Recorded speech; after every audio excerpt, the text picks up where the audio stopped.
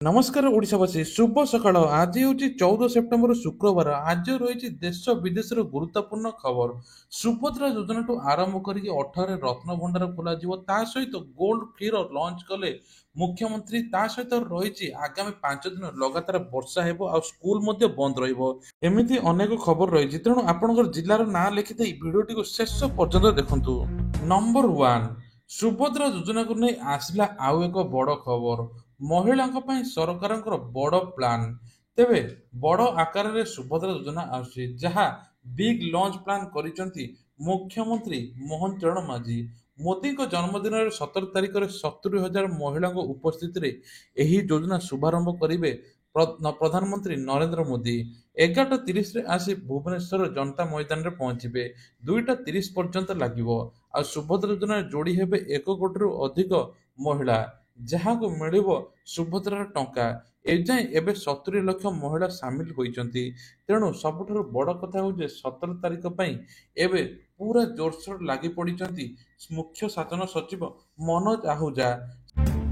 Number 2 gold plus क्षीर packet launch कले CM Mohan Majhi दाम रही एतिकी अन्य ब्रांड क्षीर दर लिटर पिछा 58 टंका 62 पैसा थिबा बेले एई क्षीर एबे आपन को 56 टंका रे मिलियो बोली मोहन माझी कहचंती बाजार को नुआ OMFED premium tone gold packet रहिता बेले यार रंग मध्ये बदलिछि रंग मध्ये भिन्न होइछि एही पैकेट रो लिटर पिछा एबे 56 टंका रहिछि तेबे नुआ गोल्ड प्लस क्षीर 4.5% एवं जेउथि प्रीमियम क्षीर अपेक्षा लिटर पिछा 6 गुणवत्ता रही जहाँफल 58 टंका रही बेले एबे 56 टंका रही कहुच्छी दैनिक 10,000 लिटर बजार को छड़ा गोल्ड प्लस क्षीर।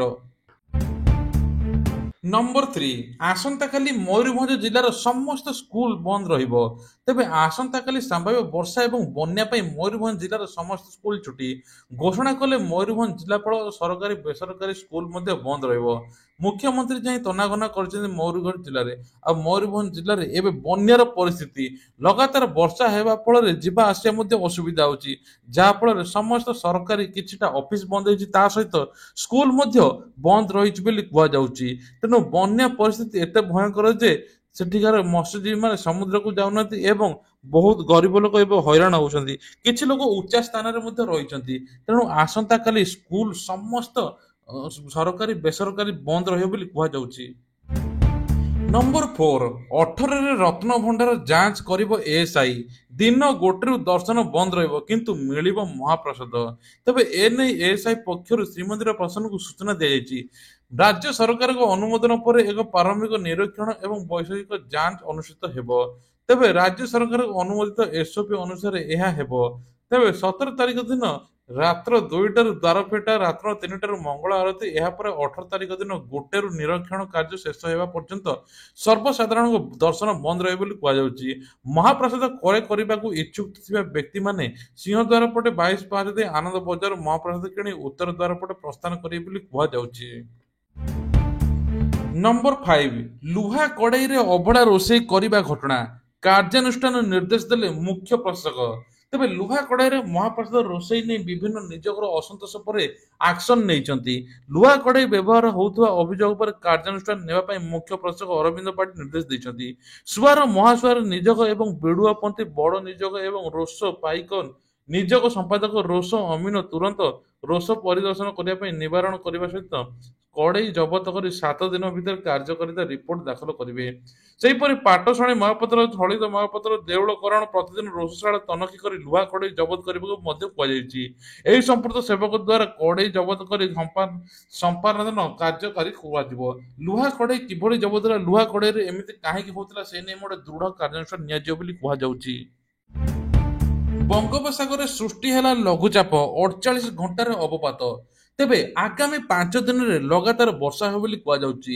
किंतु 48 घंटा भितर प्रबल रु अति प्रबल वर्षा हेबो लघुचाप प्रभाव रे आजिठु पाखापाखि 17 तारिख पर्यंत प्रबल वर्षा हेबो केतक स्थान रे प्रबल रु अति प्रबल वर्षा होई पारे सेपरि कालीठारु वर्षार परिमाण बढ़िबो उत्तर ओडिसा रे प्रबल वर्षा जो पूर्वानुमान करिछि आंचलिक पाणीपाग विभाग आज कलाहांडी रे प्रबल रु अति प्रबल वर्षा नै ऑरेंज वार्निंग जारी कराइछि 14 जिल्ला को येलो अलर्ट कराइछि सेही जिल्ला गुडी को 7 रु 11 सेंटीमीटर पर्यंत वर्षा होई पारे ଆସନ୍ତାକାଲି ପ୍ରବଳରୁ ଅତି ପ୍ରବଳ ବର୍ଷା ନେଇ 3ଟି ଜିଲ୍ଲା ମୟୂରଭଞ୍ଜ, କେଉଁଝର, ସୁନ୍ଦରଗଡ଼କୁ ଅରେଞ୍ଜ ୱାର୍ଣ୍ଣିଂ ଜାରି ସହିତ ପ୍ରବଳ ବର୍ଷା ନେଇ 11ଟି ଜିଲ୍ଲାକୁ ଆଲର୍ଟ କରାଯାଇଛି। ଏହି ସମୟରେ ସମୁଦ୍ର ଅଶାନ୍ତ ଥିବାରୁ 15 ତାରିଖ ପର୍ଯ୍ୟନ୍ତ ମତ୍ସ୍ୟଜୀବୀଙ୍କୁ ସମୁଦ୍ର ଭିତରକୁ ବାରଣ କରାଯାଇଛି।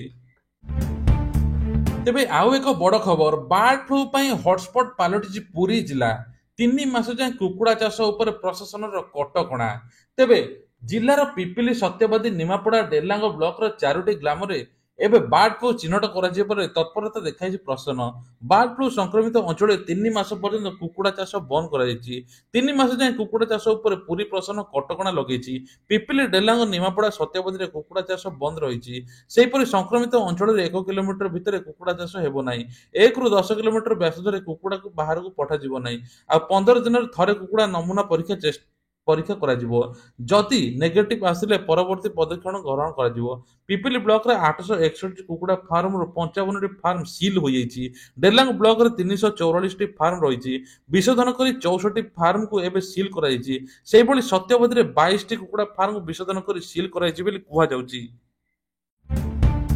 ତେବେ ଆଉ ଏକ ବଡ଼ ଖବର, ଇ-କେୱାଇସି କରିବା ପାଇଁ ଯାଉଥିବା ବେଳେ ଚାଲିଗଲା ଜୀବନ। ଯାଜପୁର ଜିଲ୍ଲା କୋରେଇ ବ୍ଲକ ତୁଲତୀ ପଞ୍ଚାୟତର ଅଭାବନୀୟ ଘଟଣା। ସୁଭଦ୍ରା ଆବେଦନ ଏବଂ ରାସନ କାର୍ଡର ଇ-କେୱାଇସି କରିବା ପାଇଁ ଯାଉଥିବା ବେଳେ କୂଅରେ ପଡ଼ି ନାବାଳକର ମୃତ୍ୟୁ ହୋଇଛି। ମୃତକ ସ୍ଥାନୀୟ ଅଞ୍ଚଳର ଗଣେଶ ଚନ୍ଦ୍ର ଶିଆଳିଙ୍କ ପୁଅ ସମ୍ବିତ ଶିଆଳ ବୋଲି କୁହାଯାଉଛି।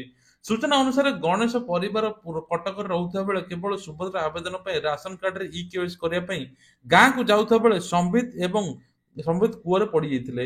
ଖୋଜାଖୋଜି କରି ପିଲାଟିକୁ ଘର ପାଖରେ ଥିବା ପାଣି ଥିବା କୂଅରୁ ଉଦ୍ଧାର କରାଯାଇ ସାଙ୍ଗେ ସାଙ୍ଗେ ମେଡିକାଲକୁ ନେଇଥିଲେ।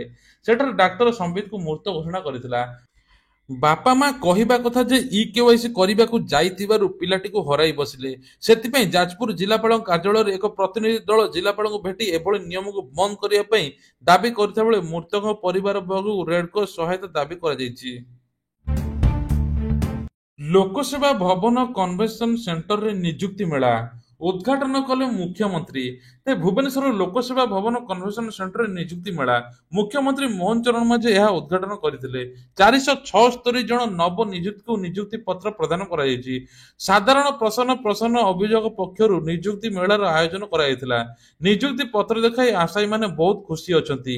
ନିଯୁକ୍ତି ମିଳୁନି କହୁଛନ୍ତି, କିନ୍ତୁ 476 ଜଣ ନବ ନିଯୁକ୍ତି ଏବେ କରାଯାଇଛି, ଯାହାଫଳରେ ସମସ୍ତେ ଏନେଇ ମଧ୍ୟ ଖୁସି ଅଛନ୍ତି। ପୁଣି ଏକ ଆଉ ବଡ଼ ଖବର, ରାଜ୍ୟ ସରକାରଙ୍କ ବଡ଼ ନିଷ୍ପତ୍ତି, ପୁରୀ ବେଳାଭୂମିରେ ଖୋଲିବନି ଆଉ ମଦ ଦୋକାନ। ଅବକାରୀ ନୀତିରେ ରାଜ୍ୟ ସରକାର ଏଣିକି ପୁରୀ ବେଳାଭୂମିରେ ହେବନି ମଦ କୁଟୀର, ଏନେଇ ମଧ୍ୟ ବିଜ୍ଞପ୍ତି ପ୍ରକାଶ ପାଇଛି। ନୂଆ ଅବକାରୀ ନୀତି ଅନୁଯାୟୀ ପୁରୀ ପୌରପାଳିକା ଅଧୀନରେ ରୂପେ ମନା କରାଯାଇଛି, କୌଣସି ମଦ ଦୋକାନ ଖୋଲାଯିବ ନାହିଁ। ସାମାଜିକ, ଧାର୍ମିକ, ସାଂସ୍କୃତିକ ଦୃଷ୍ଟିରୁ ଏନେଇ ଧାର୍ମିକ ଅନୁସାରେ 5 କିଲୋମିଟର ଭିତରେ ମଦ କୁଟୀର ହୋଇପାରିବ ନାହିଁ ବୋଲି କୁହାଯାଉଛି। ଧମନୀ ରେଭେନ୍ସା ବିତର୍କ, ଗଜପତି କପିଳେନ୍ଦ୍ର ଦେବଙ୍କ ନାମରେ କରିବାକୁ ଆସିଥିଲା ପ୍ରସ୍ତାବ। ତେବେ ଥମନୀ ରେଭେନ୍ସା ବିତର୍କ ଏବେ ଦୁର୍ବିଜ୍ଞ ଥମସ ରେଭେନ୍ସାଙ୍କ ଭୂମିକା ନେଇ ଆଲୋଚନା। ପରିବର୍ତ୍ତନ ସପକ୍ଷରେ ମତ ରଖିଥିଲେ ବୁଦ୍ଧିଜୀବୀ। ଗଜପତି କପିଳେନ୍ଦ୍ର କରିବାକୁ ବିଶିଷ୍ଟ ସାହିତ୍ୟିକ ହରପ୍ରସାଦ ଦାସଙ୍କ ପ୍ରସ୍ତାବ ଥିଲା।